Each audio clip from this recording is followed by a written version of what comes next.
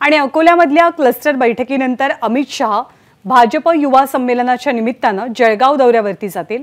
जळगाव जिल्हा भाजपचा बालेकिल्ला असला तरी विरोधकांना आगामी काळातील निवडणुकीत पूर्णपणे नामोहरम करण्याची भाजपची यावेळची रणनीती असल्याचे चित्र पाहायला मिळतंय।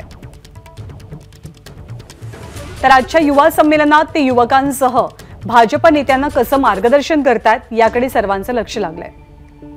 आढावा घेतला आमचे प्रतिनिधी चंद्रशेखर नेवे यांनी। भाजप नेते आणि केंद्रीय गृहमंत्री अमित शहा आज जळगाव जिल्ह्याच्या दौऱ्यावरती येत आहेत।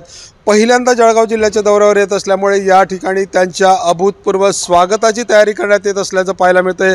जळगाव शहरातल्या सागर पार्क मैदानावरती आपण यावेळेला आहोत। या ठिकाणी बघू शकतोय की कशा पद्धतीमध्ये भव्य असं या ठिकाणी स्टेज उभारण्यात आलेलं आहे। त्याचबरोबर या ठिकाणी हजारो खुर्च्या देखील या ठिकाणी टाकण्यात आलेले आहे।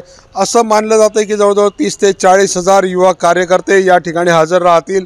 अशा पद्धतीचं नियोजन भाजपच्या वतीने करण्यात येत आहे। युवा संमेलन आहे आणि या युवा संमेलनाच्या माध्यमातून अमित शहा हे युवकांना, भाजप कार्यकर्त्यांना आणि भाजपच्या नेत्यांना सुद्धा मार्गदर्शन करणार आहे। कशा पद्धतीचं मार्गदर्शन करतील याकडे खरं तर सगळ्यांचं लक्ष लागलेलं आहे। मात्र तरीसुद्धा आगामी लोकसभा निवडणुका या तोंडावरती आहेत आणि या निवडणुकांच्या पार्श्वभूमीवरती विरोधकांना कशा पद्धतीमध्ये नामोहरम करायचं याची रणनीती देखील या मेळाव्यामध्ये आखली जाईल अशा पद्धतीचं मानलं जात आहे।